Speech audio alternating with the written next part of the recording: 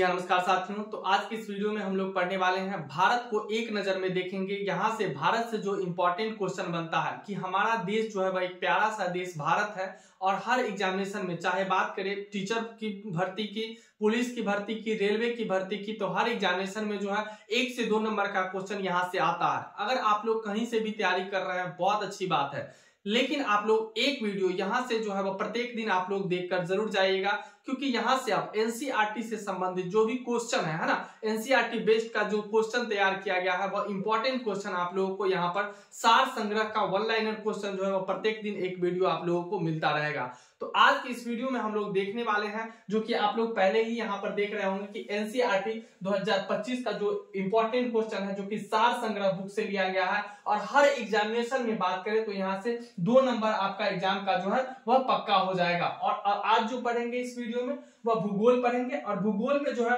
यहाँ देखेंगे भारत जो है वह एक दृष्टि में, यानी कि अपने भारत देश प्यारा देश जो है यहाँ से क्या इंपॉर्टेंट क्वेश्चन बनता है, वही क्वेश्चन को लेक्चर 1 के माध्यम से देखेंगे। ठीक है, आप लोगों से रिक्वेस्ट है, अगर पहली बार है तो चैनल को सब्सक्राइब कर लीजिएगा और वीडियो पसंद आए तो लाइक जरूर कीजिएगा, और कोई भी समस्या हो तो कमेंट्स के माध्यम से जरूर कमेंट्स करके बताइएगा।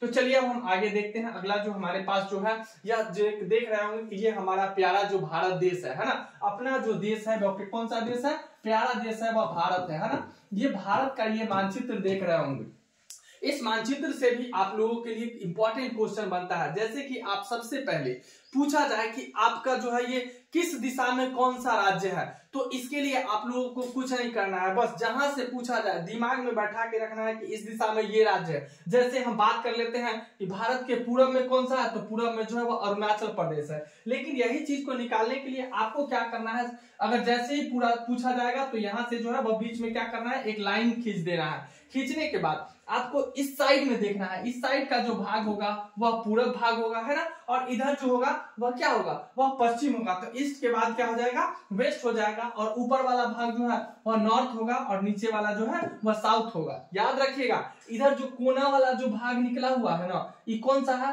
पूरब है, और इधर जो गुजरात और राजस्थान वाला जो क्षेत्र है ये है आपका पश्चिम बंगाल। वहीं उत्तर जो जम्मू कश्मीर है वह क्या है, उत्तर में है, और नीचे जो है वह क्या है, नीचे जो कि केरल तमिलनाडु है, ये जो है वह दक्षिण में स्थित है। ठीक है, ये क्लियर हो गया होगा, याद रखिएगा। वहीं पे भारत के जो पूरब में है वह क्या है, तो पूरब में जो है यहाँ पर ये है क्या, बंगाल की खाड़ी, बंगाल की खाड़ी है इधर। वहीं इधर बात करते हैं भारत के पश्चिम में क्या है, तो भारत के पश्चिम में जो है वो अरब सागर, क्या है, अरब सागर है, और नीचे यानी कि नीचे में जो क्या है वह है हिंद महासागर, क्या है, हिंद महासागर। यानी कि तो जब भारत के नीचे में हिंद महासागर है दक्षिण में, तो ऊपर में भारत किस महासागर के शीर्ष पे बसा हुआ है, यह भी क्वेश्चन हो सकता है। तो भारत जो महासागर के शीर्ष पे बसा हुआ है वह हिंद महासागर के शीर्ष पे बसा हुआ है। क्लियर, और यही हिंद महासागर इधर देखेगा तो यहाँ पे जो है वह क्या है, भारत के दक्षिण में जो है वह श्रीलंका बसा हुआ है। क्लियर है। अब आगे देखते हैं कि भारत के पूरब से पश्चिम में लंबाई कितनी है, वहीं उत्तर से दक्षिण में लंबाई कितनी है, ये सारा चीज को जो है वह हम इसी वीडियो के माध्यम से डिस्कशन करते चलेंगे। तो देखिए अब हमारे पास जो है वह एनसीईआरटी का कुछ इंपॉर्टेंट क्वेश्चन है, जो आप लोगों को जो है वह यहाँ से जो है वह दिख रहा होगा, है ना।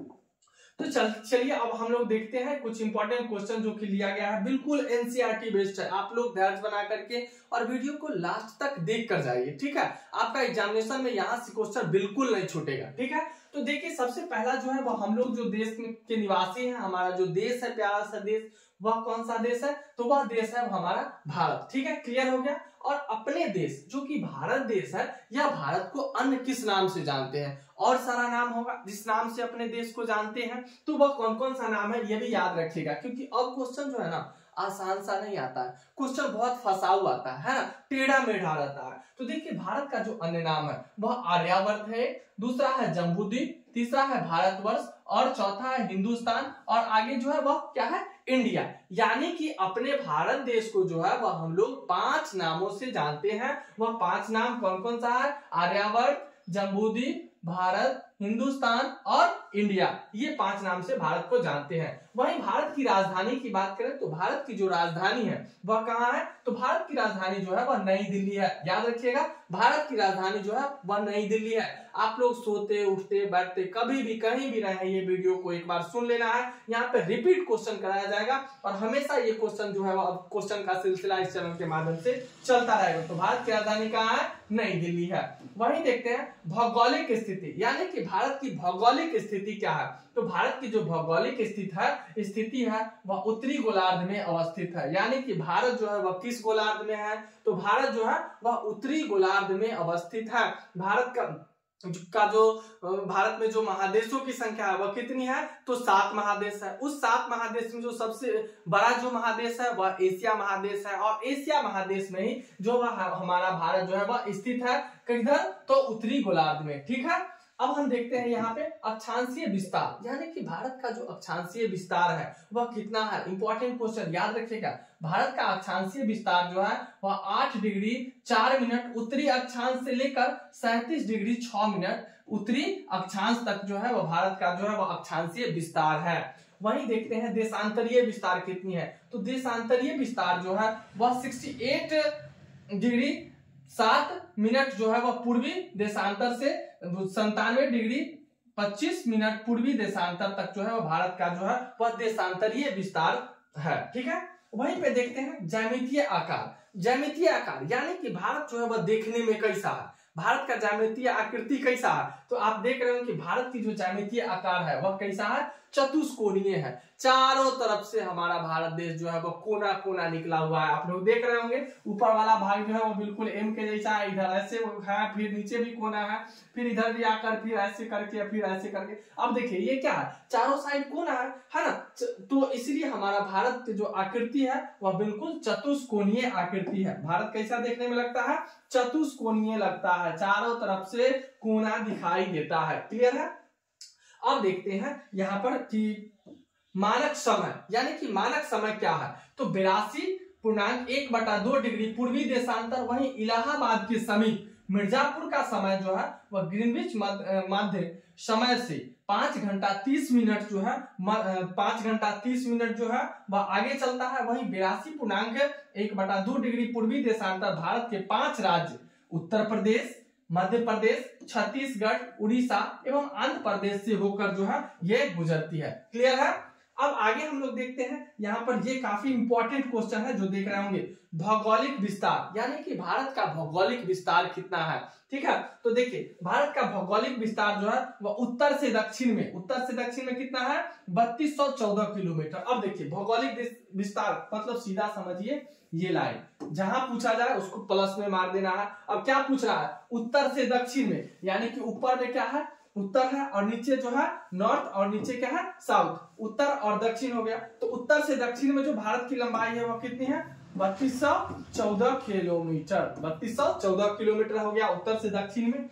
वहीं पे देखते हैं अब चौड़ाई की बात करें तो चौड़ाई जो है वह पूर्व से पश्चिम में कितनी है, तो पूर्व से पश्चिम की जो चौड़ाई है भारत की वह 2933 किलोमीटर है। तो देखिए ये हो गया आपका पूरब, है ना, ईस्ट वेस्ट। अब इधर से इधर की चौड़ाई जो है वह कितनी है, तो देख लीजिए ये है 2933, किधर से, पूरब से पश्चिम में लंबाई है भारत की। क्लियर हो गया होगा। अब चलिए अब आगे देखते हैं आगे क्या है, तो देखिए यहाँ पर आगे जो है आगे देखते हैं स्थलीय सीमा। अब भारत का स्थलीय सीमा कितना है, भारत अगर इतना वो है तो इसमें कुछ क्षेत्र होगा जिसमें जल होगा, कुछ क्षेत्र होगा जहां पहाड़ है, तो स्थल में यानी कि मिट्टी कितना है, तो मिट्टी जो है, मिट्टी वाला जो भाग है भारत का वह कितना है, तो मिट्टी वाला जो भाग है वो आप लोग देख सकते हैं कि मिट्टी वाला जो भाग है वह भारत का कितना है। आप लोग कमेंट्स के माध्यम से कमेंट्स कर सकते हैं, अगर पहले से जान रहे हैं तो बहुत अच्छी बात होगी, कमेंट्स के माध्यम से कमेंट्स कर सकते हैं। तो यहाँ पर भारत का जो मिट्टी वाला भाग है वह कितना है, देखिए स्थलीय सीमा जो है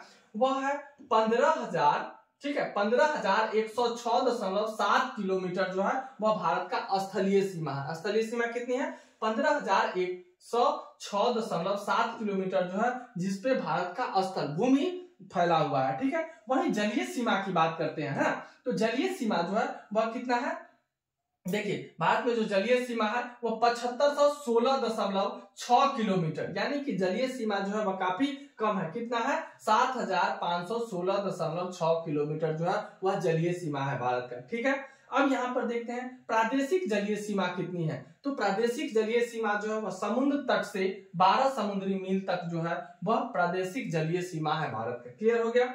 अब यहाँ देखते हैं कि संलग्न क्षेत्र कितना है। तो प्रादेशिक जल सीमा से आगे 24 समुद्री मील तक जो है यह भारत का जो है वह क्या है? संलग्न क्षेत्र है, एक दूसरे से संबंधित है।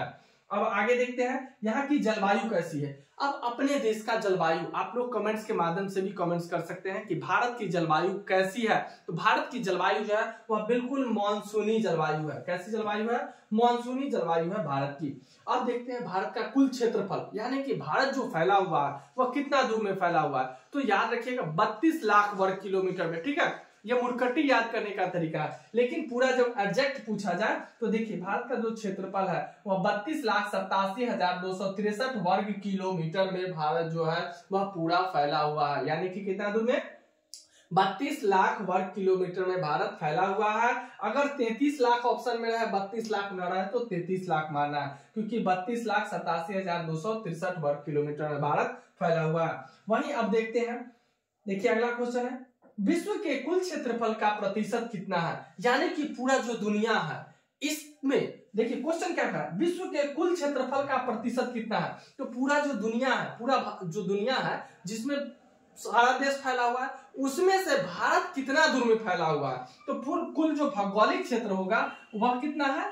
2.4%, यानी कि 2.4% जगह पर ही भारत का विस्तार है पूरे दुनिया में।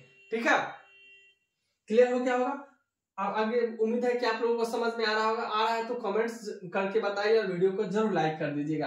आगे देखते हैं यहाँ पर क्षेत्रफल के दृष्टि से विश्व में स्थान कौन सा है। तो क्षेत्रफल के दृष्टि से भारत का जो विश्व में स्थान है वह कितना है? आप लोग कमेंट्स के माध्यम से कमेंट्स करके बताइए। तो क्षेत्रफल के दृष्टि से भारत का विश्व में जो स्थान है वह कितना है?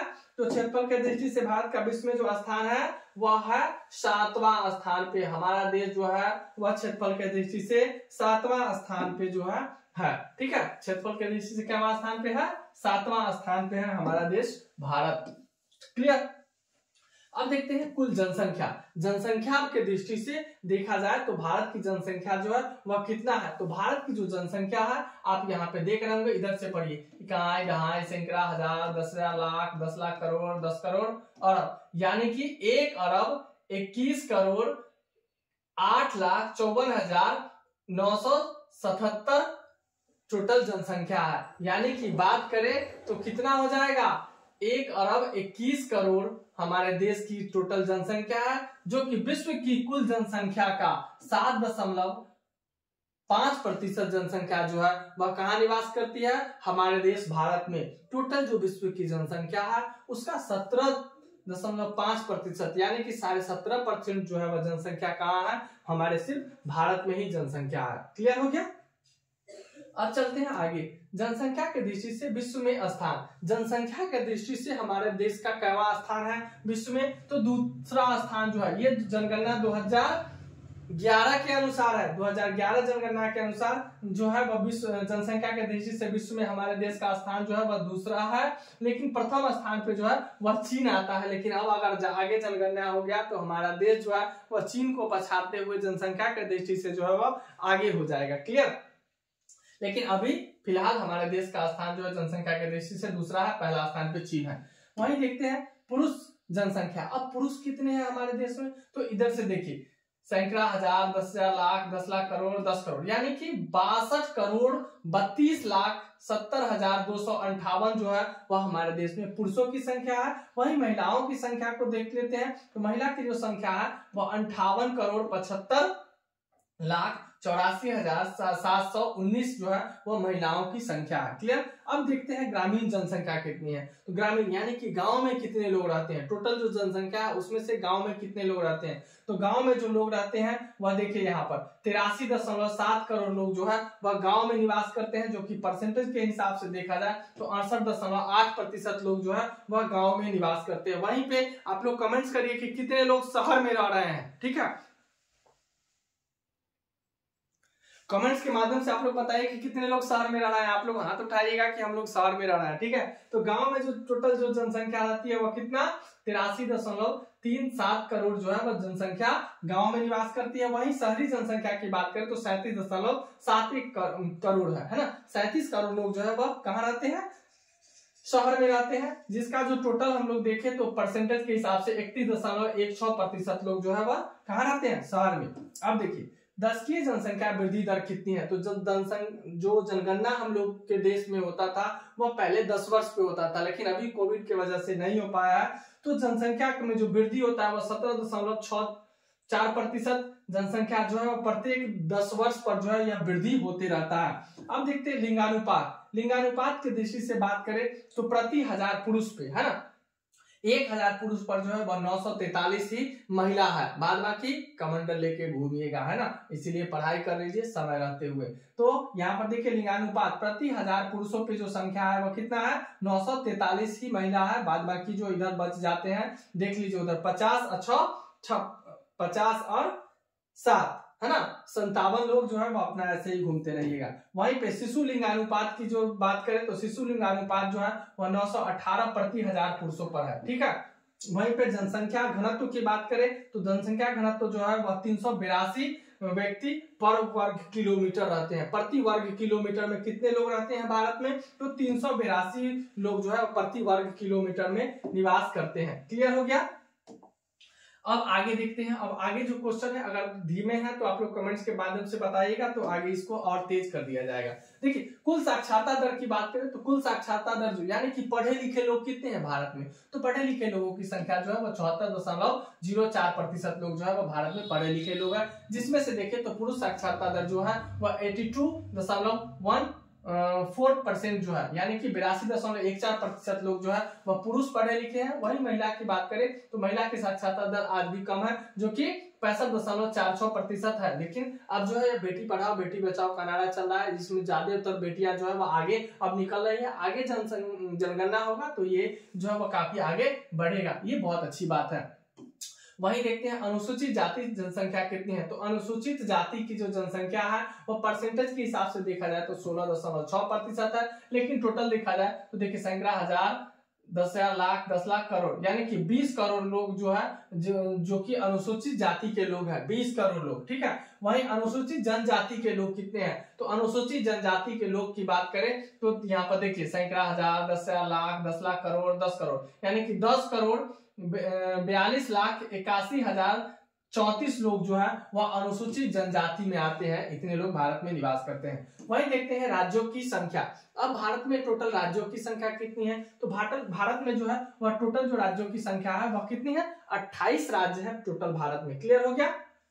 अब देखते हैं केंद्र शासित प्रदेश। केंद्र शासित प्रदेशों की जो संख्या है वह है कितनी 8 जो है वह केंद्र शासित प्रदेशों की संख्या जो है वह भारत में है। भारत में कितनी केंद्र शासित प्रदेशों की संख्या है 8। तो आप लोग कमेंट्स के माध्यम से बताइए कि दिल्ली जो केंद्र शासित प्रदेश है उसमें अभी वर्तमान में किस पार्टी की सरकार बनी है, कमेंट्स के माध्यम से बताइए।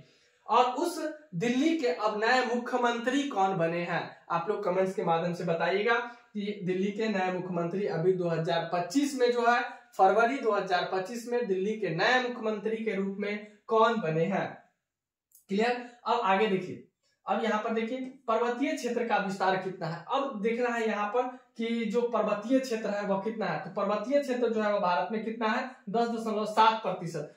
उसके बाद पहाड़ी क्षेत्र का विस्तार कितना है, तो पहाड़ी क्षेत्र जो है वह कितना है 18.6%। वहीं पे पठारी क्षेत्र का विस्तार देखा जाए तो पठारी क्षेत्र का विस्तार जो है वह 27.7% है। वहीं मैदानी क्षेत्र का विस्तार देखा जाए तो मैदानी क्षेत्र का विस्तार जो है वह 43% जो है वो मैदानी क्षेत्र है। तो अब यहाँ पर देखिए जहां मैदानी क्षेत्र होगा वहीं पे ज्यादा लोग निवास करेंगे, वहां खेती करना आसान होता है। पहाड़ी क्षेत्र में कम लोग रहते हैं क्योंकि वहां खेती करना काफी मुश्किल होता है। पहाड़ी क्षेत्र में कंपनी वगैरह भी लगाना काफी मुश्किल होता है क्योंकि वह उतार चढ़ाव वाला जगह होता है। लेकिन मैदानी क्षेत्र की बात करें तो मैदानी क्षेत्र जो है वह बिल्कुल समतल होता है। यहाँ पे किसी भी तरह का कोई भी कल कारखाना फैक्ट्री वगैरह लगाना जो है वह आसान हो जाता है। क्लियर हो गया।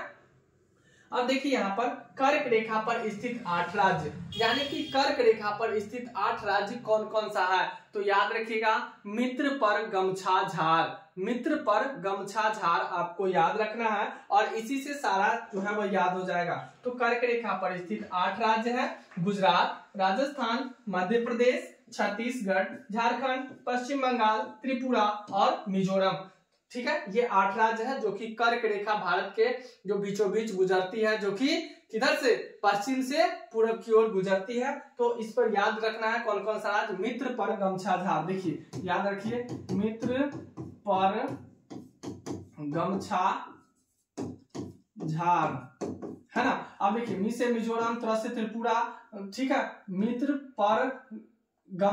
पर हो गया, मी से मिजोरम, त्र से त्रिपुरा, प से पंजाब, र से राजस्थान, गमछा, ग से गुजरात, म से मध्य प्रदेश, और उसके बाद गमछा हो गया, और उसके बाद छ से छत्तीसगढ़ और झार से झारखंड। हो गया क्लियर। तो यहाँ पर देखिए, गुजरात, राजस्थान, मध्य प्रदेश, छत्तीसगढ़, झारखंड, पश्चिम बंगाल, त्रिपुरा और मिजोरम।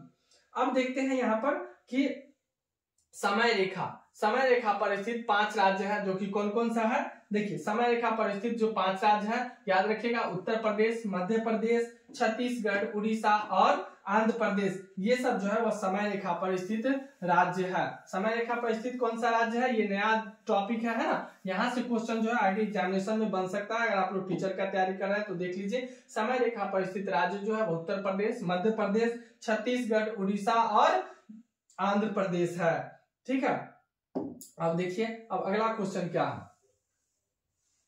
बस थोड़ा सा और समय लगेगा, थोड़ा समय में ही आपका सारा क्वेश्चन जो है वह क्लियर हो जाएगा। देखिए, समय रेखा पर हो गया। उसके बाद अंतरराष्ट्रीय सीमा से संलग्न राज्य केंद्र शासित प्रदेश कितने हैं। अंतरराष्ट्रीय सीमा से संलग्न मतलब दूसरे देश से संबंध, तो कितने हैं सटे हुए, 18 है। 18 राज्य ऐसे है। वही तेल शोधशालाओं की संख्या कितनी है, तो तेल शोधशालाओं की संख्या जो है वह भारत में कितनी है, 23 है। तेल शोधशालाओं की संख्या जो है वह भारत में कितना है, टोटल 23 है। वही राष्ट्रीय राजमार्गों की संख्या देखी जाए तो राष्ट्रीय राजमार्गों की संख्या जो है वह 962 है, जो कि 31 दिसंबर 2022 तक का ये गणना है।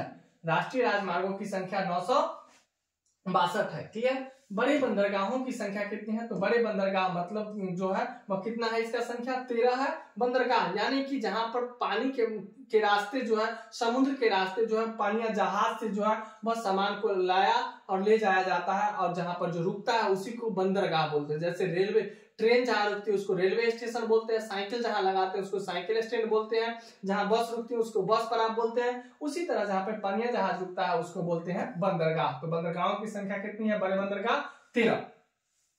राष्ट्रीय पशु की बात करें तो राष्ट्रीय पशु जो है वह बाघ है, जिसका वैज्ञानिक नाम जो है वह पैंथेरा टाइग्रिस है। ठीक है, वही देखते हैं राष्ट्रीय विरासत पशु कौन सा है, तो विरासत में मिली पशु जो है वह हाथी है, सूर वाला। विरासत वाला पशु कौन है, एकदम भिन्न होकर सोने वाला, कौन है, हाथी, है ना।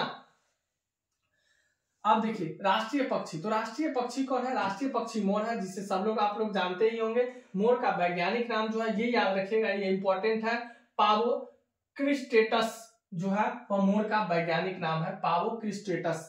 वही राष्ट्रीय वृक्ष कौन सा है, राष्ट्रीय वृक्ष जो है वह बरगद है, जिसका वैज्ञानिक नाम जो है वह फाइकस बेंगालेंसिस है। ठीक है, वही राष्ट्रीय पुष्प जो है वह राष्ट्रीय पुष्प कौन सा है, तो राष्ट्रीय पुष्प जो है सभी लोग जानते होंगे कि कमल जो है वह राष्ट्रीय पुष्प है, जिसका वैज्ञानिक नाम क्या है, निलंबो न्यूसिफेरा। ठीक है, ये वैज्ञानिक नाम है। वही राष्ट्रीय चिन्ह, अब भारत का राष्ट्रीय चिन्ह कौन है, तो भारत का राष्ट्रीय चिन्ह जो है वह अशोक स्तंभ है। वही राष्ट्रीय गान जो है वह राष्ट्रीय गान, ये इंपॉर्टेंट क्वेश्चन है। भारत का राष्ट्रीय गान जो है वह जनगण है ना, जिसे 52 सेकंड में गाया जाता है, जिसके रचयिता है रविंद्रनाथ टैगोर। वही राष्ट्रीय गीत जो है वह राष्ट्रीय गीत कौन सा है, तो राष्ट्रीय गीत जो है वह वंदे मातरम है। राष्ट्रीय गीत वंदे मातरम है, जिनके रचयिता जो है बंकिम चंद्र चटर्जी है। वही राजकीय भाषा कौन सा है, तो हमारे देश की जो राजकीय भाषा है वह हिंदी है। ज्यादातर जो हमारे देश में है वह अक्सर ज्यादा जगह पर जो है वह हिंदी बोली जाती है, इसलिए हमारे देश की राजकीय भाषा जो है वह क्या है, हिंदी है। क्लियर, हमारे देश की राजकीय भाषा क्या है, हिंदी है। ठीक है, आप लोग कौन कौन से भाषा देख के लोग इस वीडियो को देख रहे हैं, कमेंट्स के माध्यम से कमेंट्स करके जरूर बताइएगा। ठीक है, तो हमारे देश की राष्ट्रीय भाषा हिंदी है। राष्ट्रीय लिपि कौन सा है, तो राष्ट्रीय लिपि जो है वह देवनागरी है। जो भी हिंदी में लिखते हैं, जहां की भाषा हिंदी होगी वहां की राष्ट्रीय भाषा देवनागरी होगी। राष्ट्रीय वाक्य कौन सा है? तो राष्ट्रीय वाक्य जो है वह सत्यमेव जयते है। कौन सा है राष्ट्रीय वाक्य? सत्यमेव जयते है, जो कि कहां से लिया गया है? मुंडो को उपनिषद से लिया गया है। अब आगे देखते हैं, आगे जो है यहाँ पर देखते हैं कि आगे कौन सा क्वेश्चन है। बस थोड़ा सा क्वेश्चन बचा हुआ है। यहाँ पर देखिए, राष्ट्रीय ध्वज, राष्ट्रीय ध्वज जो है वह हमारा क्या है? तिरंगा है। राष्ट्रीय ध्वज क्या है? तिरंगा है, जो सभी लोगों को पता होगा। राष्ट्रीय नदी जो है, राष्ट्रीय नदी गंगा नदी है। वही राष्ट्रीय जलीय जीव जो है, वो राष्ट्रीय जलीय जीव जो है वह कौन सा है? गंगा का डॉल्फिन। डॉल्फिन जो है वह राष्ट्रीय जीव है, जिसका वैज्ञानिक नाम जो हम लोग है वह आप लोग देख रहे होंगे कि ये क्या है? राष्ट्रीय जलीय जीव जो है वह डॉल्फिन है, जिसका वैज्ञानिक नाम जो है वह प्लेटिनिस्टा गैंगेटिका है ना, ये इसका वैज्ञानिक नाम है। तो उम्मीद है कि आप लोगों को ये जो है भारत एक नजर में, एक दृष्टि में समझ में आ गया होगा। आया तो कमेंट्स के माध्यम से जरूर बताइएगा कि आप लोगों को ये कैसा लगा, और क्या इस तरह का आपको वीडियो हमेशा चाहिए, तो जरूर कमेंट्स करके बताइएगा। आप लोगों को हमेशा मिलता रहेगा। फिर मिलते हैं आगे, तब तक के लिए जय हिंद, जय भारत।